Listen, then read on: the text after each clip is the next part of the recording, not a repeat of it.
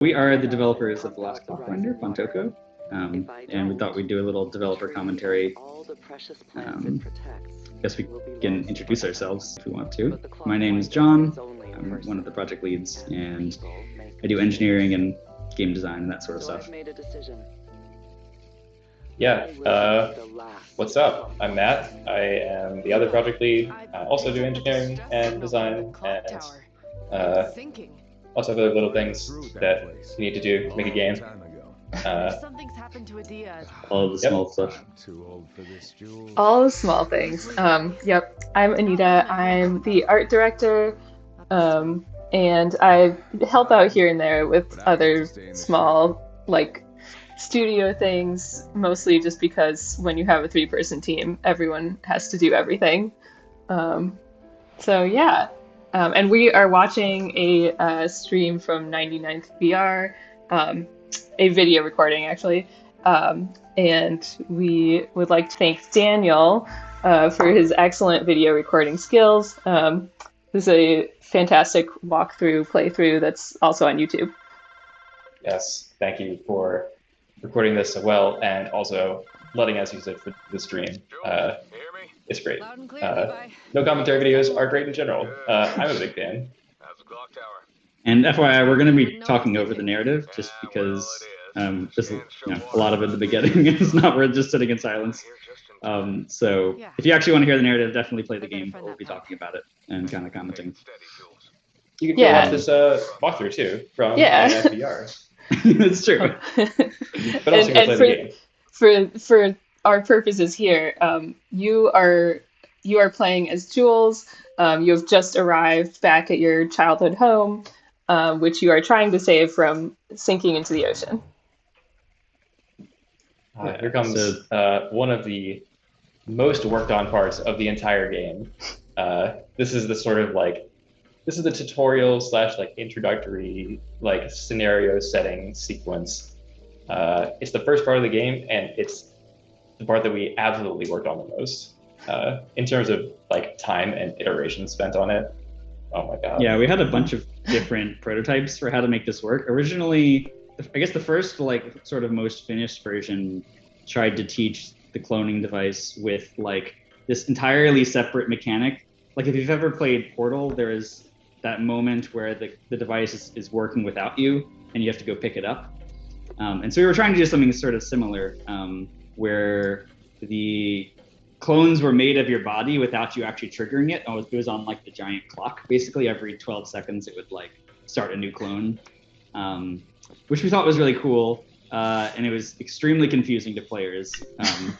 It's one of those really things cerebral. It's cool. It's very cool, in a very intellectual way. And yeah, would maybe be a great thing to have players use maybe later on in the game, DLCs. No, I'm not going to talk about DLCs. We're not talking about it. No promises. We should have had a legal disclaimer before we started this video. Nothing the developers say us in this video reflects the actual plans of the company. Yeah, we're going to sign with these gloves. Just being the company. But so we eventually cut that after about half the playtest was going through it, just could not figure it out.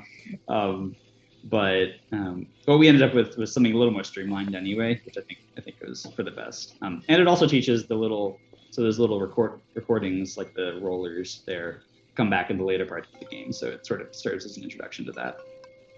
He's having fun with it already. Love it.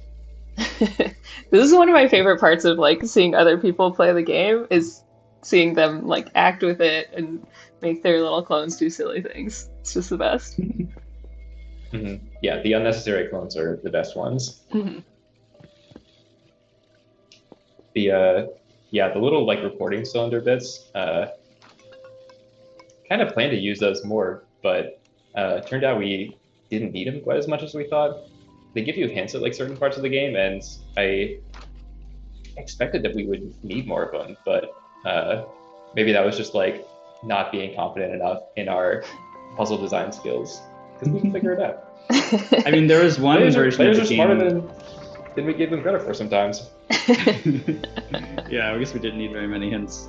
There was one version of the game that we imagined where all of your recordings, every level would have a recording cylinder, like constantly recording, and so you could save different machines by using the different cylinders. Like you'd have a stack of cylinders in the corner for every platform, and you just like pop them in as you wanted to like try different machines.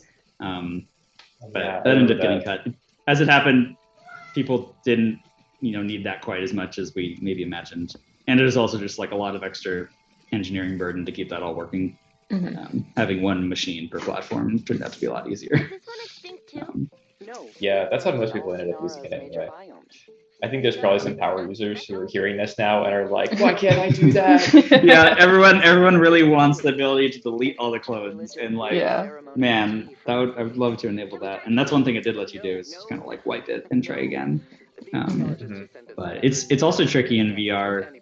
I feel like in a normal game it would be like, oh yeah, just like add save slots to each of the platforms. But like when all the saves are like physical objects that can get lost, it becomes extremely annoying, because it's like, oh yeah, you saved your favorite machine to the record, and then it like spazzes out and like goes up to the third floor and gets stuck, and you're just like, well, what do I do now? Like, so there's all these edge cases that happen. You forget where you put it. Which which record is it? It's a thing that can happen. We didn't add a like labeling mechanism. Yeah. So it's one of the reasons I think VR development takes so much longer. It's just like you get all of these edge cases when you can manipulate objects arbitrarily. Yeah. Yep. We definitely figured that out. Every plant in the clock tower needs protecting. These tokens are cool. Yeah, I think it was a great decision to put the little designs on the back of them. That was like, pretty sure that was all Anita. Yeah. Oh my gosh. At one point, we really wanted to make like an entire language out of the dot pattern on the front, Right. Which still would have been so cool and would have been a great Easter egg, but there is not one. There are just symbols on the back.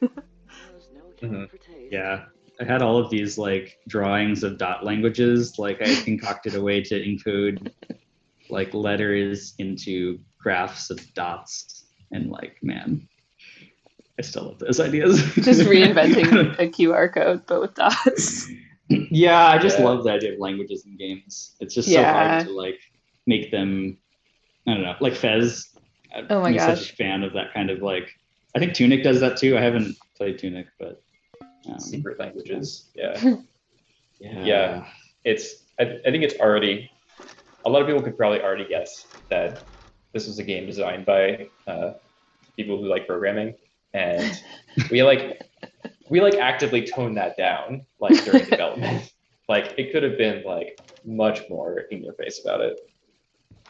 Yeah, I've been playing the last Zachtronics game recently. Last Call. Yeah, it's interesting going back to some of those programming games and seeing how they compared now that we've actually made one in some ways. Yeah. Boy, shout out to Zachtronics for inspiring us so much for this game. Yeah. We should talk a little bit about the level selector too. Like this is definitely like a weird piece of technology that came together. Boy, I'm so happy with how it turned out. Yeah. Yeah, and I feel like it's one of the things that people like see and is archaic, but the design of it is intuitive enough that like nobody really had problems using it in playtesting. I'm sure there's somebody out there who like struggled with it for a little while, but yeah, just the like huge like person-sized ceramic globe is like really satisfying to move around. The little plunger, it just kind of like works in an odd way. Yeah, I'm almost surprised at like how well people pick up on how they're supposed to use it. I was too. It makes sense. Must be really strong. Yeah, it's like, oh, what's a good way to show a map? It's a globe. A globe, yeah. Classic map. And it's kind of something you can only do in VR, you know? Like you can put a globe in 2D game, but it's not really any different than using a map. Yeah, it doesn't feel the same as like, pushing and pulling this thing around. Yeah, it's super satisfying. And it wasn't always a globe. I remember like in some of the really early sketches, we had thought about it as like, well, I think we had the tokens. Like, I think you thought of the tokens, John, or like had been inspired by the bath tokens and Spirited Away. Yeah, yeah. Exactly. And at one point, we were thinking it would be like tokens you like hang on a tree or like place into a little like track, and you move them around to select them.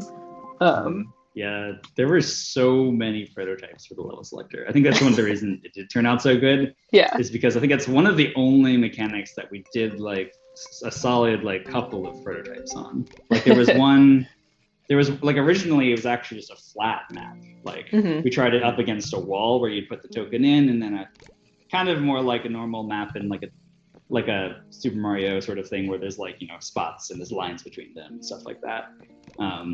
But it wasn't very physical, and it was just like this massive sprawling thing that was hard to like, it wasn't a very good interaction. And then I tried another one that was kind of a similar deal, but it was smaller and it had a bunch of leaves on it. So the idea was that there's a map underneath, and every time you put in a token, like the leaves would like pull away and reveal a new spot, which was interesting too. But I'm trying to remember why we ended up going with the globe. I think one of the reasons we went with the globe is we wanted to give it a feeling of like space to it. Like one of the problems with a flat map is that it's like very obvious how much is left. Like there's there's a very limited amount of stuff on it. It's just like, oh, there's 18 spots. Okay, great. But I like the sense of a globe or an atlas having the ability to have like tons of places you could go. Like this place is massive, like trying to convey the scale of number of platforms in this place, which I think it kind of worked. It has some weird artifacts of like whether or not players know how many levels are actually in the game, but it definitely seems to give that kind of a scale, which I like. Yeah, it's a cool balance between like not being like it's bounded, but it doesn't have boundaries. Right. Yeah. And the continents was a great idea. Yeah. We were like, we wanted it to seem huge, but we didn't have the bandwidth to like actually build out like, I don't know, 100 levels or however many little spots there are. And so we were having this issue where people would be like, oh, but it seems like there's more to the game than I get to see. And we don't want people to have that feeling. We don't want them to feel like it's incomplete or like they're missing out on something. So we kind of got around that by like having the feeling of vastness with the globe, but then picking out like specific spots to highlight that are fairly obvious.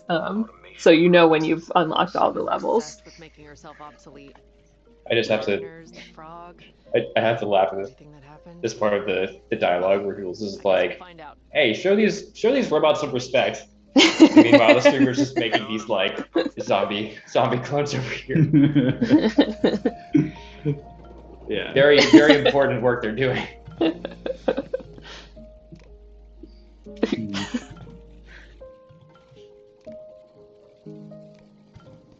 balcony is such a nice place to just like hang out on.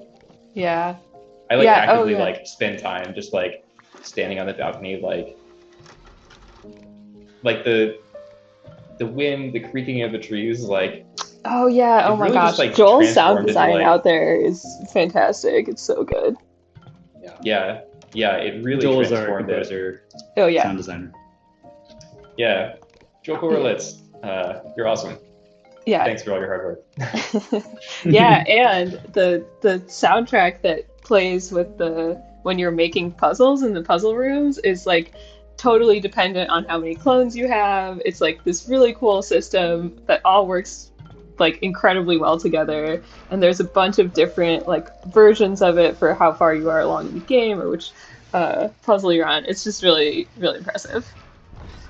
Yeah, it's particularly interesting because there's a bunch of different parts in the music, like the piano part or the flute part, and they can all be like arbitrarily shifted, so they don't necessarily need to come in at the right time. It's like you can overlay the flute part 5 measures early, and it still all like works out like the way he's which is extremely impressive. But it also means that you never like really hear the same piece twice because things are shifted in when they come in and out, depending on where you are. So it's very interesting. Man, mentioning the balcony though reminded me of like some of the early designs for it. Yeah, it used to fold up. At one point, we had architecture that could move, which unfortunately cannot be light mapped. But like at one point, we had a balcony that sort of like opened and closed like this little clamshell door instead of having the 2 side by side doors that you could grab and swing open. Yeah, I really like that design. Yeah, there was this one artist, musician, creator on YouTube that we found at one point who works under the name Bicho Palo, I think. I know what you're talking about. Yeah, they make these like really just like beautiful, precise contraptions with like bits of driftwood that sort of like rotate around slowly and like little like thin metallic I don't know, sort of like orrery type bits that spin around each other while music is playing. I don't know, it's fantastic. And so at one point we had wanted to include more sort of like moving parts and stuff that sort of flips around into other things. But there is not all that much of that in the game, unfortunately. Yeah, I remember that now. The door was gonna like tilt down and then have all this stuff like mounted to it that like rotated so that it was like upright in both orientations. Yeah, like little pots that were on hinges such that they always stay upright. Yeah. So cool. Yeah. Someday we'll be able to make something with dynamic lighting. Can you turn down the volume just a little bit on the video? Oh yes. Just because sometimes I forget how much narrative is in this game. Or maybe it's not possible to turn it down. I think it's as low as it'll go right now. It's fine. Okay. Yeah, man. There's a lot of narrative in this game. We didn't necessarily intend it from the beginning to be so narrative, but it like really turned out really well. It kind of grew as we went. Yeah, and I think it's something that like a lot of people really resonate with about it. A lot of players have like really enjoyed the story of it, which is George and Olivia, our writers. Fantastic. Really, I don't know. I think we had ideas for like tone and like general structure of story, and George in particular just like totally ran with it, like revision after revision and whatnot. It's just, yeah, he did a really great job. Yeah, shout out to George. He's just a machine. Script. We had a lot of ideas and like no idea how to do like actual like dialogue writing and stuff. Yeah. Yeah. Thanks. Yeah, it's definitely really nice to work with professional writers. Like they have a completely different. It's like a different level. It was just like, oh yeah, I like pounded out like I don't know like 10, 15 pages of like scenes like last night, and I'm just like, what? That's insane. Like, how do you just write so much? Yeah, it takes us like an hour to write an email. But yeah, George did some really interesting retrospectives on his personal blog. I don't know if you guys saw those. Oh yeah, I did. Yeah. That was really interesting cool. too. Looking at revisions that I don't know if we even saw all of them. Mm-hmm. Yeah. I was like, oh, I didn't realize he was putting this much thought into it. I mean, not like that I didn't expect him to, but it's interesting seeing every step by step of the process. Uh-huh. Yeah. The other thing that was wild to kind of realize as we were making this was like how different it is to work with professional voice actors. Oh yeah, so cool. Yeah, like I do have to like really compliment George and Olivia again for doing our like scratch voiceover.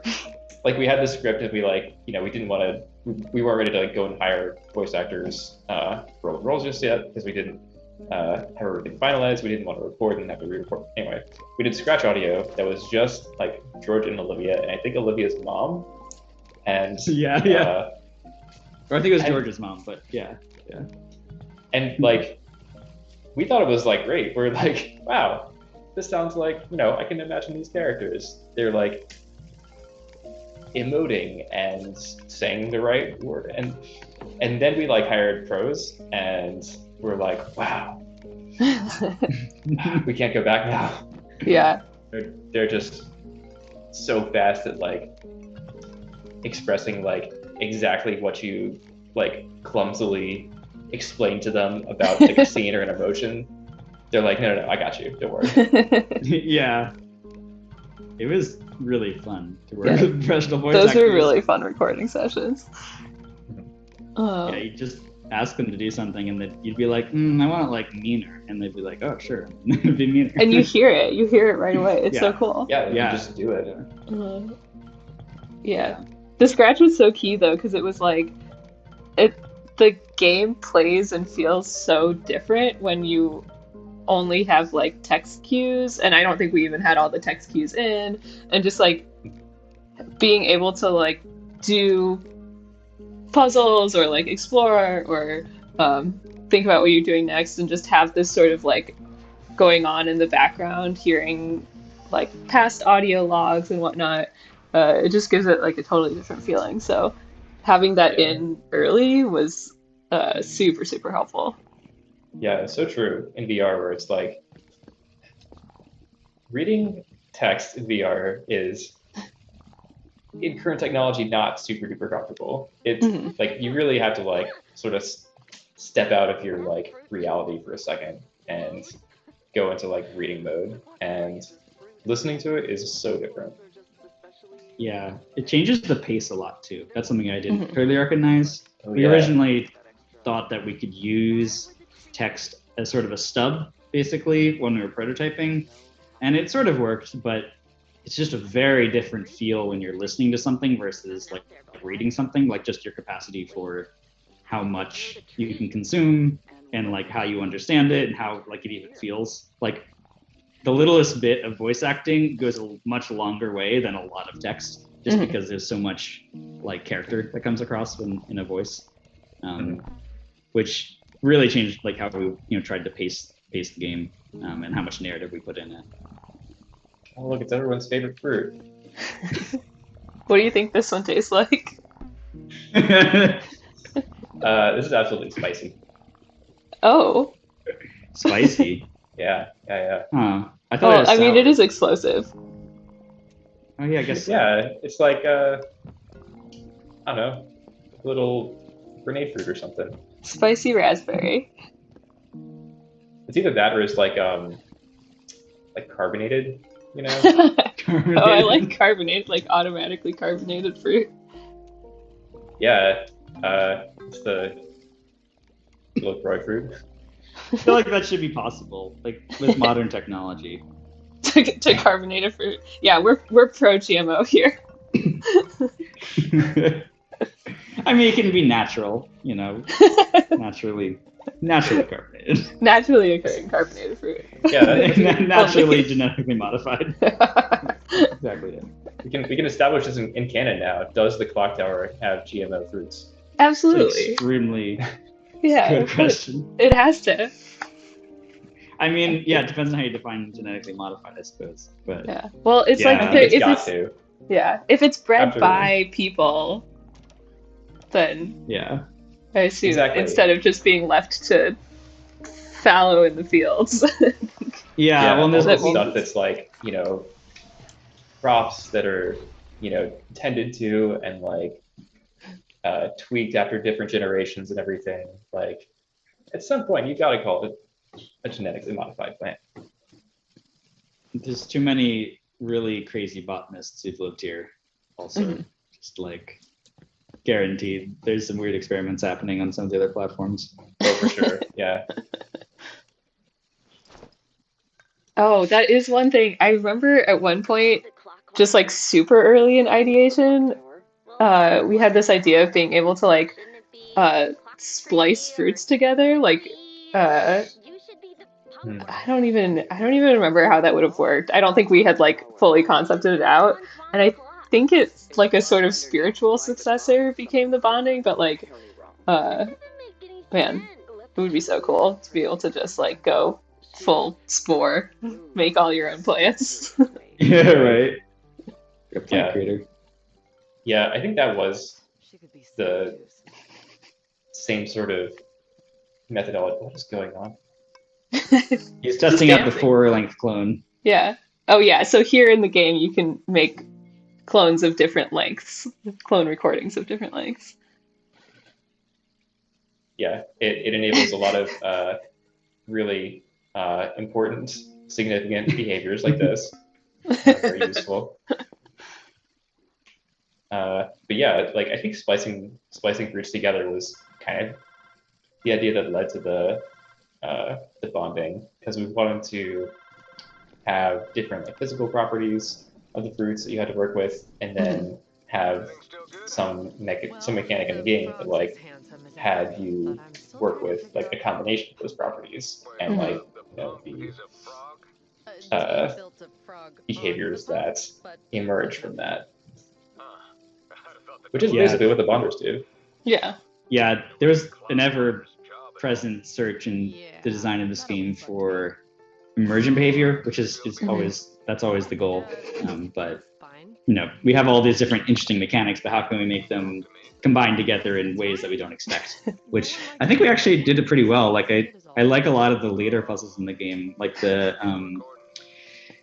one where you have the float fruit connected to the water droplet, and you've got to shoot the water droplet to hit the float fruits. I think that's a really fun combination that wouldn't have come from just either one individually. Yeah. I love what's happening right now, but I don't know. It's just Oh my god. incredible. I wanna see this this troop dance. Yeah.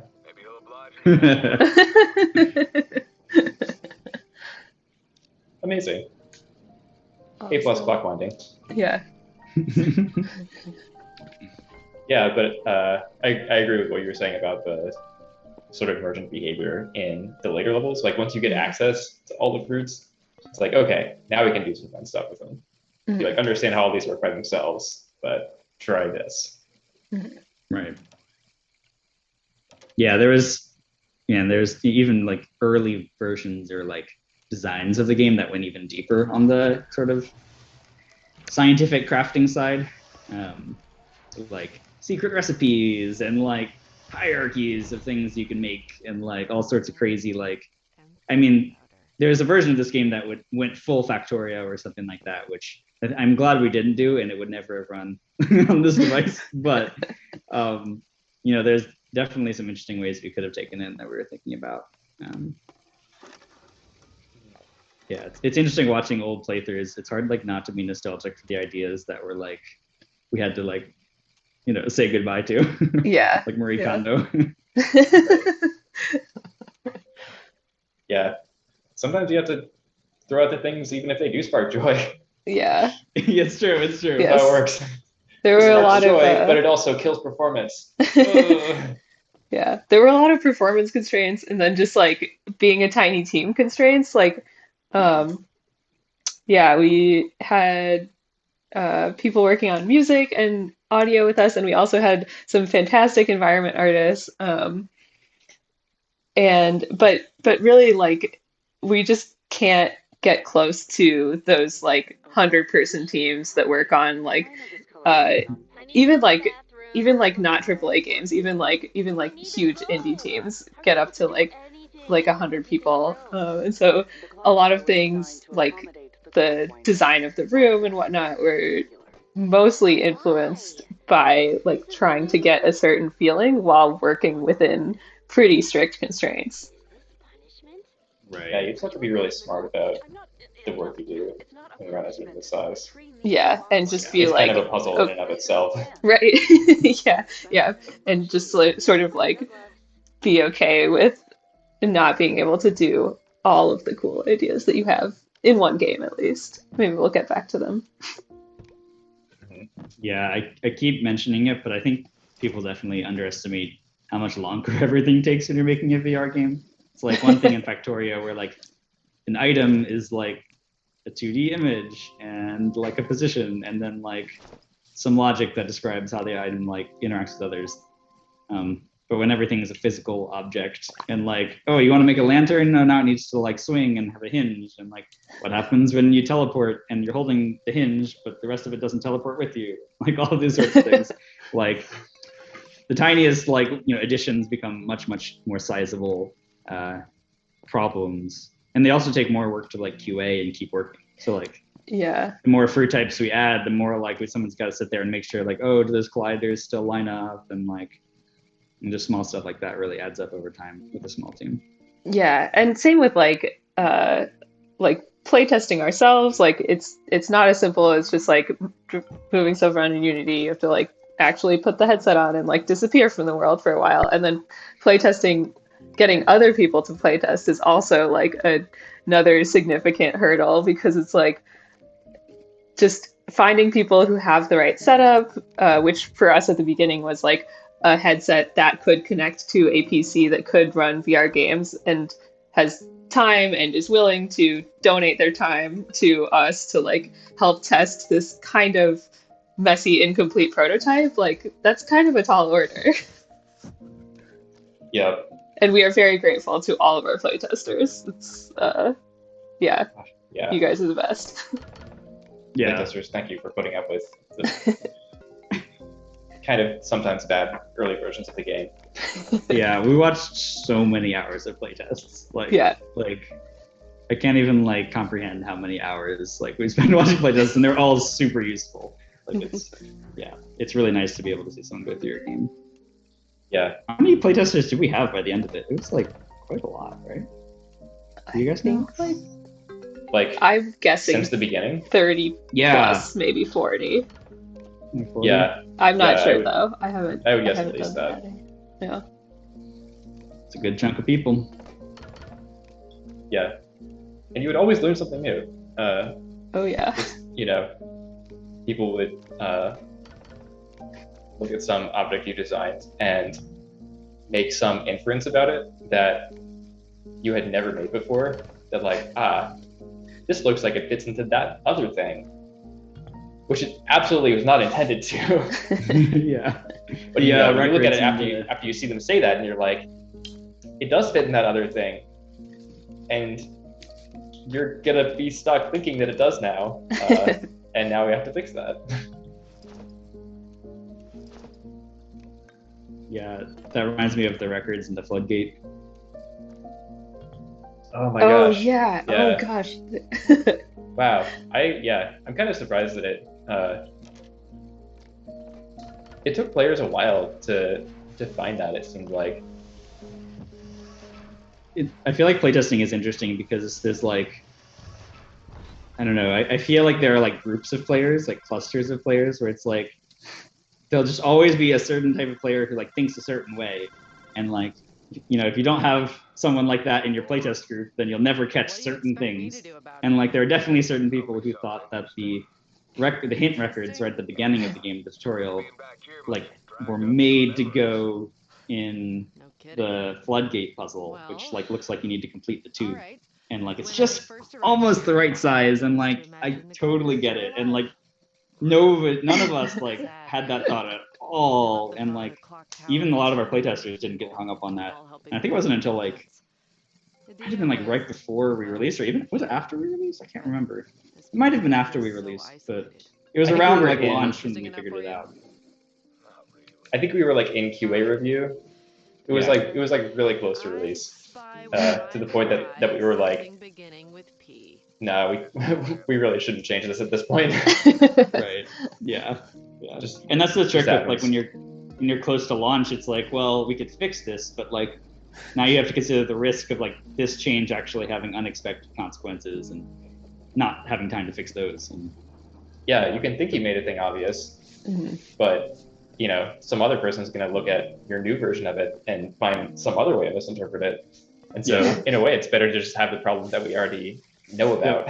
Yeah. Yep. Yeah. Here in 2 weeks, you can finally head home. I'm not going home. And then the playtesters found out that you could like prop those levers open with the recording cylinders. Yep. That was fun. Oh my gosh. it fixed that one though, because it was bad. Yeah, I tell you, players found so many random things. Yeah. It goes back to what you were saying about like making stuff in VR specifically, like when everything is, you know, a solid real object and not just like a number in your inventory. Like, you know, those numbers in your inventory can't like interact with the physics of other objects in ways that the developer has never tried before. Yeah, and I feel like it's a lot easier to just put up like more specific and stronger guardrails around a non-VR game, because like once you give somebody a physics object here, they can do anything with it. Almost. Well, they can try. We spend so much time like just keeping people from like throwing things in the wrong places. there's a even just like, you know, if you throw a key, like one of the keys or tokens like up into the rafters, like making sure that you can reload the game and it'll be back there when you do that, and not like save its like state up there. Right. And how they were like objects at the beginning of the game that you could just lose and be stuck forever, unable to progress in the game at all. Wow, that was a fantastic throw in this game. In this I just saw Did you see that? Yeah, watch this. Watch this left clone throw. This is incredible. Just goes. Oh no. Oh. It went like right onto the pot plant and took the fruit off from across the room. Oh my gosh. Yeah, responded to it from across the room. Oh my gosh. Impressive trick shot. The Bonder went through a lot of variations too. Yeah. Originally much longer. It's true. Well, originally it was also, we had like, that was another one that had a bunch of variants. There was a Beat Saber Bonder, or like a Fruit Ninja Bonder is something like, it's like a sword that like you would slash through two things in order to like bond them together. And then it went through like a racket. There's a racket. Where you would have to turn like the sword into a racket. Yeah, you would have to like get both fruits in this like net that you swung through them, which would like definitely clip into things, but like yeah, it's true. Yeah. Before that, it was like a fork kind of thing. Yeah. You remember it was like that was like on a stretchy plant. Yeah. It was this tool that was like attached to the end of this like wobbly arm. It was actually a plant you planted. Yeah. It had two pokers on it. You stick the fruit on, and then you had to like manually pull a trigger to bond it. It was wild. And I still like a lot of the ideas of putting the tools on plants. Yeah. Didn't quite work out. I remember having like the bonder plant, the cooker plant, which kind of morphed into this transmuter station. Yeah. Transmutation station. I feel like another thing with VR stuff is that like things have like all of your objects have to be large enough to be easily grabbable, and so like there were moments with the early design of this when it was a cooker where like you would try to be cramming stuff in and it would just like physically not be possible. Yeah. So you get these like little like transmuter presses that just end up being massive in scale. Yeah, that was another reason to shrink down the bonding size. That's also why the seeds are like way bigger than seeds should be. Right. We had them much smaller at some point, and then like just like couldn't see them, couldn't catch them. Yeah, it's definitely an interesting design challenge to make an automation game in the physical space. Like, I think a lot of automation games benefit from the fact that they can play with magic space whenever they want. Like, oh yeah, like this machine is like only takes up one grid cell, but it can do all these sorts of things. And like we definitely had a lot of problems like trying to make everything work with physics. It's just everything is sloppy, and like trying to limit the entropy was really hard. Sad that the clones can't do finger guns. Yeah. Sigh. We had at one point in the design, the clones just had like human hands, and it was so weird and creepy. Yeah. Just looked like really uncanny valley. Yeah, it was not okay.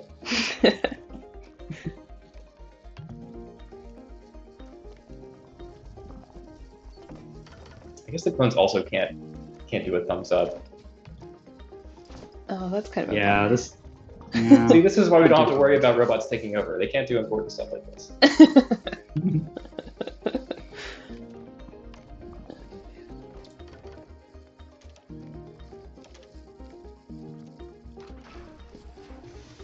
And should we talk about the this time?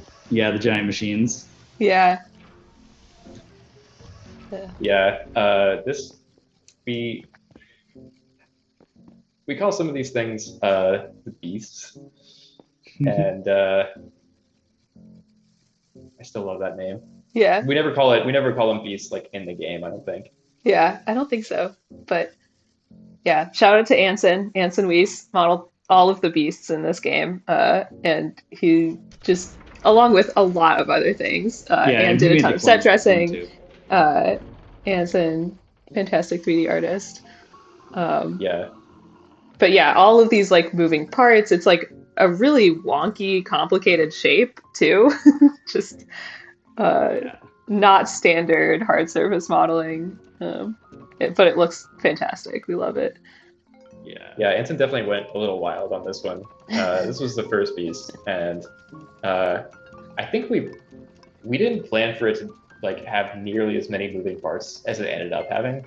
Anson just like, he looked at this and he was like, oh yeah, I can add animations to like all of this. Yeah, man, I love the design of these things too. We had it like vibrating at some point. Right, like with a vertex shader that was like to like rattle. Yeah. Man. Gosh. Kind of sad that didn't work. I think it ended up being like kind of disorienting to look at it. Like. Yeah, because you get so close to it and it's so big that it just takes up your entire field of view. Yeah. I guess this is probably the first of the like constant rate puzzles too, right? Like where you have to, instead of just like a number of things you have to collect, you have to get to a specific throughput. Yeah, it's sort of it's a checkpoint like narratively, kind of, and it's also a bit of a checkpoint in the player's sort of familiarity and understanding with the mechanics, because you really can't do this by hand. You need to be actually utilizing the clones, automating things, and I thought it was solved for a second. I got very excited. But yeah, it's sort of a gate that way for to make sure players have the skills they're going to need for the rest of the game. Yeah, it was very interesting designing these because they're sort of like, they're different types of puzzles. These are the most puzzle-like platforms in the game. They're like more like a traditional puzzle where you have to sort of figure out the solution. But I think that was like really fun to have like some different types of puzzles, especially like the second and third beasts. I mean, the third beast is all over the place. Wish we could get to that one. That would be fun to talk about. Too many spoilers. So a ways away still, yeah. But this definitely captures the sort of interesting balance that we found between automation and puzzling. I think we ended up finding a really fun kind of in between. We really walk a fine line in a lot of places, and it seems to keep from going too far in either direction, which I don't know that there's a lot of precedent for, but it seems like it works. Yeah, I'm really glad about how well people are responding to the puzzling. I think a lot of puzzle games, there's always some people who like kind of can't play it because it's just too hard or like it's just too tiring or something. But I think for the most part, like we've done a pretty good job about like people being able to actually play it if they try, and not getting super stuck, which I think is a big problem with puzzle games, and having to look up the solution. Yeah, not getting frustrated. It was a constant thing for us. It's like, how do we balance the fact that we want to make interesting puzzles, but we also want to make sure you don't get those like just awful like stuck moments you get when you play normal puzzle games. Which, I mean, there's definitely game design philosophy in there, because some people would say that's a good thing, but I'm not a huge fan of getting stuck in puzzle games. Yeah, some people want that. Yeah. And if anyone is stuck, we have a Discord. It's true. If you are stuck, do not be disheartened. Yeah. There have been a few conversations where it's like where someone has gotten help from the community already, which is always also really great to see. Yeah. And yeah, I don't know, I would count it as our failing if you got stuck. So just keep that in mind. Yeah, it's probably not anything on you.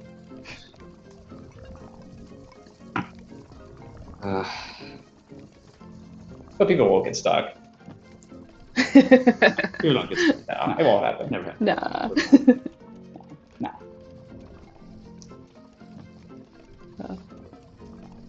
I love when there's just a lot of clones. Like I know so the challenge boards, which I'm sure have been shown throughout the video, they sort of encourage efficiency because there's like you get little check marks and that's how we do achievements. But it's just so satisfying to see like a lot of little heads back there in the distance. Yeah, I feel like that was an interesting design challenge because you're like, well, it's really fun to optimize for a few number of clones, but like the most fun machines in some way are the ones with like tons of clones. So competing. Yeah. Okay. There she is. There she is. Hard at work. All right. Yeah. I think this is a good stopping point. Up the first act of this the is game. a good stopping point. There, fade to black. Thanks again to Daniel for letting us use your video. Yeah. I hope you guys well played. Well played. Well acted. Yeah. It's true. Yeah, it was very professionally done. I was impressed. Yeah. Thanks to all the players who enjoyed it so far. We love you. We love all the kind words, and hope you enjoyed this little look into the developer side of the game. Yeah, definitely enjoyed. It's always fun watching people play it and see how they do it.